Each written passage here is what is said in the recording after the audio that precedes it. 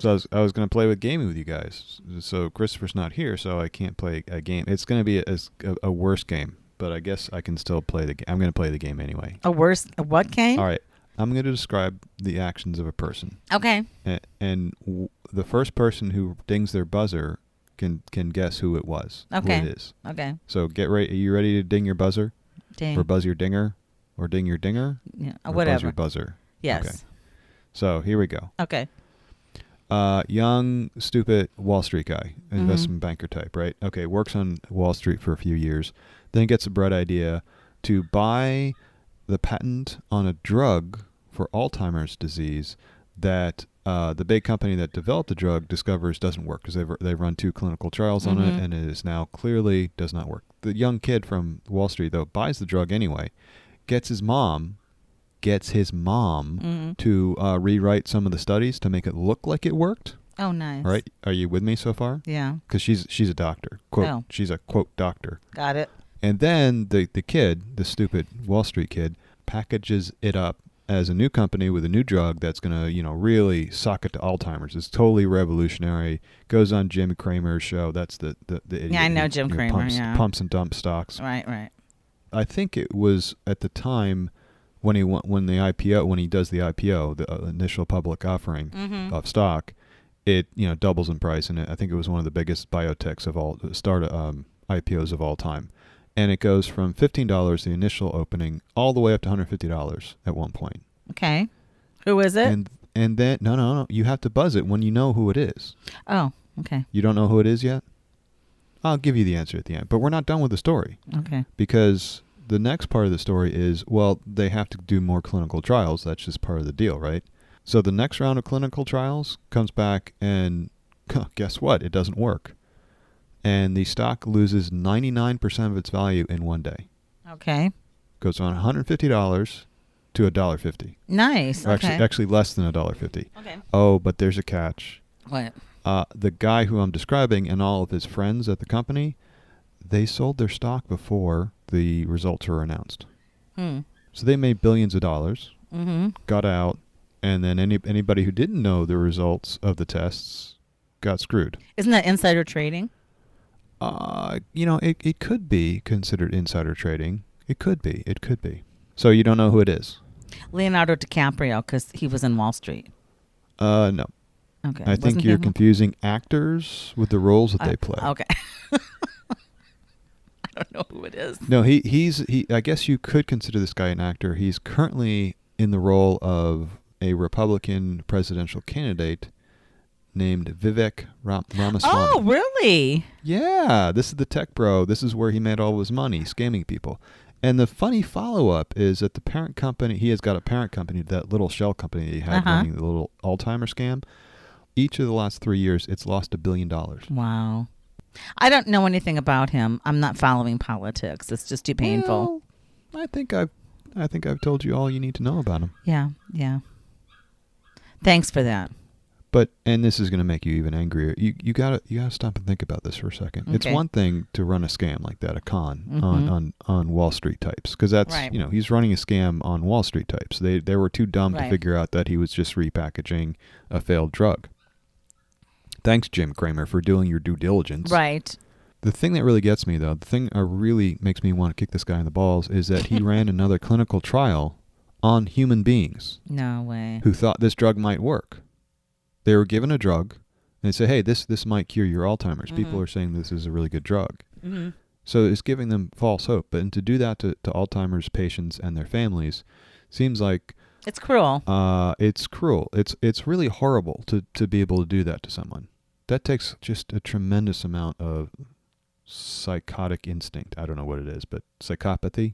Psychopathy? Something. I don't know. Evil. It's greed. It's greed, too. It's greed and a lack of a moral compass. Do you hear my dogs? No, thank God. He's polling number 3, so. He is. Oh, great. He's getting a ton of press. It's like, how in the hell? Republicans have lost their fucking minds. But how in the hell does this, rot continue? This moral corruption, it's just how in the hell has it gained so much traction where it's becoming, normative? That's what I don't understand. They sell the idea of success, and they don't care. Plus, if he's saying all the right things, he's cheering for the right team. And the Republicans give you a pass if you're making the right noises. It just makes no sense, because to me it's like they're not doing the work for the people, clearly. All right, so that was one way to start off. Okay, good. That was a good one. Let's get some follow-up. Now we go into some follow-up. Go for it. All right, I was talking last week about Martin Mull and his secret show in the bathroom.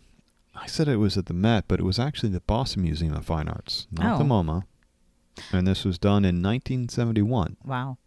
So I'm thinking, of course, it couldn't have been the MoMA or the Met in New York City in 1971. If you tried to pull that shit, you would have gotten shot and mugged on the way. And then probably shot and mugged in the bathroom, and then shot and mugged again on the way out. So clearly not in New York. Okay, so that was the correction? Yeah. He wasn't shot and mugged because it was in Boston, not New York. Okay. Well, that's a relief. That's the follow-up. That's a relief. What else do you have? Oh, follow-up-wise? That's it. Oh, well, unless you want to do some in-depth follow-up on the Orlando Museum of Art. We could do that. Things have been going well for them. No, it hasn't. They've been having a little bit of a problem. Yes. Can you refresh our listeners? Well, when I say a little bit of a problem, it's important to understand that what I mean by that is the American Alliance of Museums. Mm-hmm. Yeah, it's placed the Orlando Museum of Fine Art on probation. Right. You're not museuming well You're enough. not museuming. Right. I think we're talking about the Basquiat exhibit that was fake. There was a little bit of a problem. We talked about this a few episodes back. Right. Where the new curator came in, Aaron de Groft. Came in and decided to rearrange the schedule and put this Basquiat show up. Mm-hmm. Turns out the Basquiat show was a bunch of fakes, and when we broadcasted this initially, we were talking about how there are several other curators and authenticators who had brought this to the attention of the museum. The museum's like, well, no, our guy says it's okay, so we're gonna keep showing. Right, we had a whole chain of custody almost in terms of how this went down. Right? Oh my God, that show, you should go back and listen. That show was crazy because all these grifters were involved in it. The three people who were trying to put the show on were all convicted felons. Right. Oh gosh. The punchline now is that the museum is suing Aaron de Groft because of this. It shattered their reputation. It did shatter their reputation, a long reputation. So the FBI raided the show, looked at the works, and decided and came to the conclusion that how many of them were fakes? Was it all of them? Was it one? Was it two? Was it three? Or was it 25? It was 25. Yeah. It was 25. Good call. You have the correct answer. Yes. 25 fake works in the show.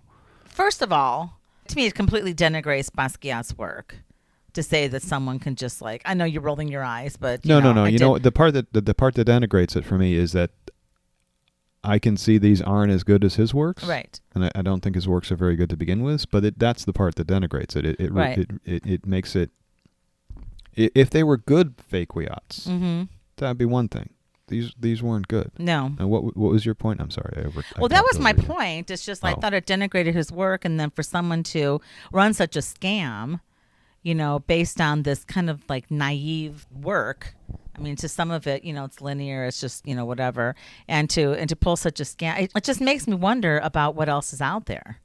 What are we looking at? I was reading an article the other day that said, a certain huge percent of fossils in museums are not real fossils; they're created, and they talked about how they make these fossils. Yeah, yeah. And so I thought they were real. I didn't know they were fake. Well, there are not that many. A, there aren't that many fossils to go around, and B, there are very few intact fossils. Right. So when you see a full Tyrannosaurus Rex, you have to assume that only a small fraction of that comes. It's a combination of bones from a bunch of different finds. It's not like there are 1,000 fully formed and fully preserved Tyrannosaurus Rex remains. Anyway, that may be a weak analogy or comparison, but this whole situation really got to me. Just knocking off someone's work, passing it off as something else, making money on it, money. Constantly, just like the first thing you were saying in terms of the Alzheimer's drug. It's no different. I already forgot about that. Oh. Anyways, to me, it's not different. It's just always running. That was a bad dementia joke. Kind of like McConnell. I didn't even get that. So where's my mind been? I didn't even get McConnell. that. All right, McConnell. You freezing up? Stop freezing. Oh, that was hard to watch, and I'm no fan. It was. I'm no Jesus fan. Christ, I hate that guy. I generally hate his policies and the things he's done. Oh, to the country. absolutely. I think he's a treasonous bastard. I think he should be held accountable for the treason he's. But when I saw the video of Senator McConnell, freeze up, I felt bad for him. I know, it tugs at your heart. I really felt bad for him. It's amazing being able to feel sympathy for the devil, but apparently I can. Me too. I don't think we're the only ones. It was hard to watch. Based on the comments I've read online, there are a lot of us who can feel sympathy for people that are bad. But there are a lot of people who just want to see him go down and reveled in it. And I think that's a little bit gross. It's really gross. I think what the lesson should be is just not necessarily term limits, but age limits. I know that sounds ageist, and people come at me. No, that's. I think that's really dumb. And the comments were also overflowing with people saying that there should be age limits. We don't know how old a person is going to be when they lose their mind. They literally could be 45 years old and start suffering. Well, I'm losing dementia. my mind. I just had a birthday, and I feel like I'm losing my mind. Are you 45? No, but I'm not as old as Mitch McConnell. Okay, yeah. But I'm not on the top of my game. I mean, it's not the same thing I know, as it was. But age limits, that's what I'm saying, though. Age limits don't tell you when someone is suffering from dementia or some other You think this brain is dementia? Yeah, you can have stuff. No. You can. I'm not trying to diagnose him. Right. Because I'm not a doctor, and B, anyone who tries to diagnose over the internet like that should have their license revoked because you can't. Right. Yeah, I have no idea what's going on with the man. It was just hard to watch. My point is, you can have brain problems, neurologic problems, starting at any age. True. So trying to cap, saying, oh, well, we'll stop all this demented people from running the country by having an age limit. We don't know when that's going to take effect for different people. That's a good point. And Biden, as slow as he is, seems to be sitting on top of a really successful administration, and I wouldn't want to take that away. True. I mean, granted, it would be nice. I don't see why we couldn't have a younger person on top of a good administration like that, but it seems to be working, so why mess with it? Okay. And Nancy Pelosi, I think, would still eat both of our lunches. Oh, my gosh. Yeah, you're right. Okay. Point taken. I agree now. My father's in his 80s, and he's smarter than I am still. Yeah, maybe because I'm living in the throes of dementia. That's true. Well, not you personally. Not me personally, but if it's catchy, I'm going down. Though the number of chihuahuas that seem to be proliferating at your address, I'm starting to wonder if maybe you are suffering from something. I had to lock them up in their tent. Good. Lock them up. Lock them up. Lock her up. Okay. So anyway, getting back to Basquiat. Yeah. How did you feel about this? I mean, they lied to the FBI. It's not a question of lying directly to the FBI. They just lied to the public, and the FBI said, hey, you're not allowed to do that. Sir, you can't misrepresent artists' paintings because we're talking about millions of dollars now, so that's like serious no-no. Especially because rich people might be buying it, so that's a double no-no. So crazy. Don't mess the rich people. Right. That's why I didn't want to publish my Fakesquiat. If you publish them as a Fakesquiat, I think you're okay. You're disclosing that it's not a real Basquiat. Well, I mean, clearly because there were BTS references all over it. Okay. You could just say he was clairvoyant. Clairvoyant. Yeah, I did that after they announced their pause. The first article and these subsequent articles about it, they need to turn this into a movie. I mean, obviously it couldn't be like a thriller or something because no one would believe all the stuff the shenanigans that goes on. I think it would make a phenomenal comedy. It would be a phenomenal comedy, kind of under the guise of like Ocean's 11 or something. There's way too much competence. This is Ocean 11 done by morons. Right. Because this is Ocean's 11. It's like Ocean's. What's a dumb number? 13. Ocean's 13. They did Ocean's 13. All right. Okay. Well, it can't be Oceans. It would have to be cardboard. Sounds, as in like a sound, a body of water smaller than, or lake. Lakes 11. Lakes 11. Ponds 11. Pond. Puddles 11. Puddles 11. I think that's You're a better. puddle. Yeah. Goddamn puddle. That's better. So we'll link the former podcast in the notes. And that I thought that was an interesting, we really laid it out in that one. So basically they got caught. Of course, we can't have a movie of it right now because the actors and the writers are on strike because the bigwigs want them to have even less money. Mm-hmm. So it's pretty obvious. Anybody who's paid any attention to the actors and the writers and actors complaints knows that they have genuine complaints. They do. The bigwigs at the studios are really being assholes about it. On Instagram, I found this amazing creator. Let me look up her name again. Okay. El Cordova. I can't express the amount of appreciation I have for her and her talent. She writes little music stuff, but she's also a total nerd, so she can nerd on anything and turn it into a clever piece of music very quickly. Like she did something from Neil deGrasse Tyson about the universe or whatever it was, I don't remember. And then she turns around and does a huge deep dive on Star Trek.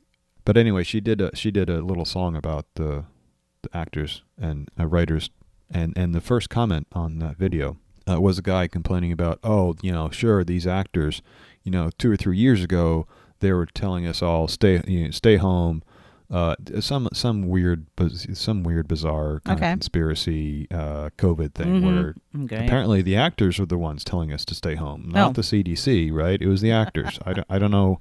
He's like, sure, they were being holier than thou, and they had millions of dollars, and it's like this guy seems to have completely missed the thread. And it's one of the real thing that it's a joy to me that I can block these assholes. Mm-hmm. So I blocked him. But the idea, it just struck me as being strange. It's like to attack struggling actors and writers. Mm-hmm. So if we wrote our own screenplay, would we be scabs?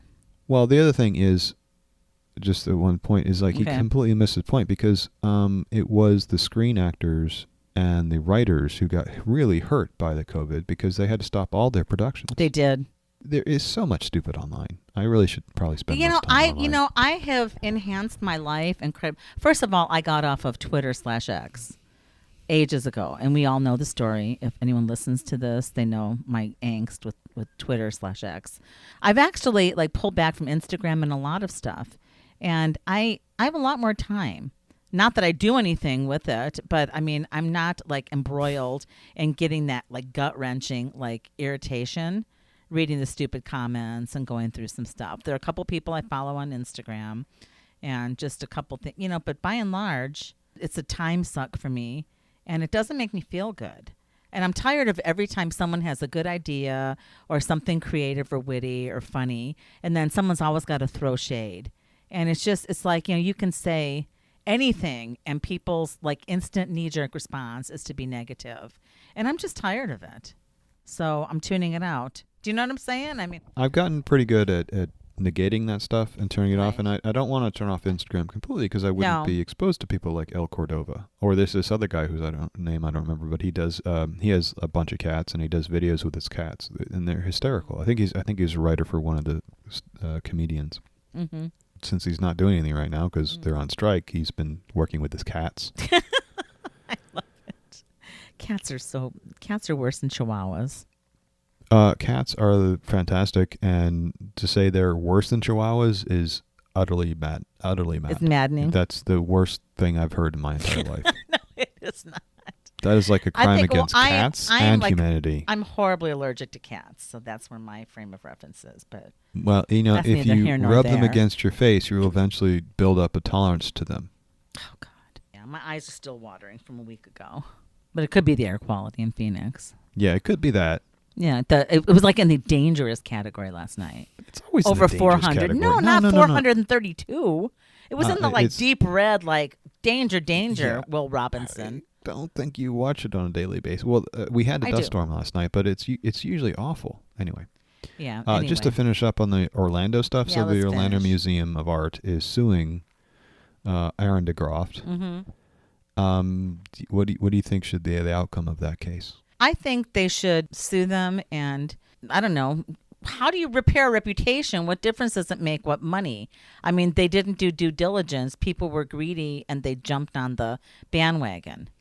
Well, that's my point. I mean, so I don't know. So money schmoney. I mean, they've lost their reputation. I would you know? I would rule against the museum. Yeah. Because I would say, look, you guys are the ones who hired him, and then you let him reschedule his schedule, your schedule, and then you let him bring in these Basquiat paintings, which everyone was telling you were fakes. You know, do your due diligence. It's your fault, museum. Right. Sorry, but if you were more competent, you wouldn't have hired him in the first place. Totally agree. And again, how do you repair the reputation? Because now, you know, I would, if I was a donor to the museum or a patron, I would really think twice. I mean, hopefully they've learned a lesson. They just have to do their due diligence. It's not that Exactly. hard. And you can repair their reputation. It takes time and It's going to take a lot of time. Mm-hmm. You have to apologize. You have to reach out to the Basquiat family and maybe either put on a small show describing what you did and why it's important not to do things like that, and maybe even get a show, put a show on for Basquiat, like I think genuine they should. Basquiat, A genuine with the Basquiat. foundation. Not that I would, support any Basquiat shows, but I would. But no, in this case, that's Oh, that's definitely. how you repair What do you think should be done with the 25 pieces? Normally, I would say, well, you hold on to them just for legal cases and for legal reasons, and to have them. Now they are items of curiosity, except that we know that fakes get recycled into the art world. So maybe they should just be destroyed. I wondered about that. And there was another article or somewhere that I was reading. They're like, they didn't determine at that point that all 25 were not generated by Basquiat. And they were like, well, if we destroy them all, maybe we're destroying something that actually is his work. But I don't think there's really any question that this isn't his work. I just don't. Right. If the box that the work is painted on can clearly be shown to have been made after he died, right, it's not his. Safe to destroy that. Because I personally think that, one of two things, if they can sequester them in a collection and then show it as like a bad example or whatever. But ultimately, I think they should be destroyed. That's the thing is, you can't trust the art world, right? Like if we could trust the art world, we could say, okay, you guys, mark these as fakes and do what you want with them. But we know that we can't trust them. They're like children. Like, you can't leave a box of cookies out on the table with a bunch of 5-year-olds. They're going to eat them. You can say, hey, guys, don't eat the cookies. We're going to leave them here, but don't eat them. The 5-year-olds are going to eat them. I would eat them. Catherine. Anyway, well, we beat that. You know why keto diets work? No, why? Because it dehydrates you and you lose water weight. That's why everybody thinks keto's so great, because the first couple of weeks you can lose 10 pounds. Well, that 10 pounds was water, which you're going to gain back. Well, you need to gain back because it's good to have water weight. Otherwise, you're dehydrated. Right. And it also does a number on your kidneys, man. Staying in ketosis all the time is not the greatest thing for your kidneys. Well, it doesn't keep you in ketosis anyway, though. The keto diet is just stupid. Well, I should try some kind of diet, but I'm not going keto. Exercise also has been proven not to be an effective form of weight loss. I saw that. It strengthens you up. It's good. Exercise is good. It will make you stronger, feel better, keep you in shape, right? So your joints don't fall apart, your muscles don't fall apart. But unfortunately, humans are really good at maintaining their weight. So you will just eat more to compensate, and your metabolism will also change to keep your weight stasis. So the only tried and true way to reduce one's weight is to take in less calories than you burn. Bummer. So you just got to be clever about how you do that, if you're so inclined to do so. I'm semi-inclined, but today I'm going to Dutch Bros to get a pumpkin brulee or whatever the hell they're making. It's today. They're coming out, not the pumpkin spice latte. See, of the ways that it would be easy to avoid unnecessary caloric intake, that seems like it would be high on the list of something that would be easy to avoid. It is, but I have to try it. Because I'm not a huge fan, because everyone goes like, pumpkin spice latte, PSL. Man, I was getting like lots of texts. I don't know what PSL, what? Pumpkin spice latte. Like, okay. From Starbucks. It's like this 20-year-old like phenomenon of a drink. So long story short, I had one once, and I just maybe it wasn't a good one, but I wasn't that excited about it, and I just couldn't go back. And so they've relaunched this is another nonsensical train of thought, but they relaunched like a lot of their fall drinks. So I've tried the pumpkin spice chai tea latte, which was super sweet. It has like 60 milligrams of sugar. It's just like eating It's like beyond Snickers. It's like, whoa, my teeth hurt. It was delicious, but you can't do much of it. You can't go all the way. You can't drink the whole thing. And so then yesterday I tried their pumpkin spice cold brew, which was delightful because it wasn't supersonic sweet. It just had like the cold brew coffee. It was very intense of the coffee and then the foam. But I didn't want to try another pumpkin spice latte. Maybe I should and compare them. But I just started going to Dutch Bros, and I like their stuff. And I want to try this pumpkin brulee. So they have 3 versions. I think I'm going to go today and buy all 3. And I might go get a pumpkin spice latte and compare them all. And then I'm done. It's just a little taste test, James. Okay. Did that make your head hurt? You're that wincing. Sounds horrific to me. You're wincing. I mean, of the ways, like I said, to take a caloric hit, that seems like... Well, I'm not going to drink it all. It's a taste test. I don't have enough money for that. How much is that going to cost? I don't know. $20? Anyway. I can go get pancakes at the Coronado for that. I'd rather spend my calories on that. Is the Coronado still up and running? Yeah. It's literally down the street. I can walk there. I and love they have that place. They have vegan pancakes, which are phenomenal. Oh, wow. Yeah, I used to love that place. I had to ask the waitress 3 times what kind of butter they were serving with it because it's vegan, so it's a vegan butter. Right. And I didn't understand her answer because she was simply saying, was it Simple Balance or whatever off-the-shelf vegan butter there is. It's like literally just off the shelf. And I'm like, it can't be because this is so good. The pancakes were so good. The butter, I mean, the vegan butter helped, but it was mostly the pancakes that were so good. Second best pancakes I've ever had. The only thing better is Cracker Barrels because they have the almonds. Almonds? Not almonds. Pecans. Pecans in them. Oh, pecans. And they're bigger. I love making pancakes and putting all kinds of stuff in them. Well, as long as it's vegan, you can sell it over at Coronado. No, it's not vegan. Are you vegan now? No.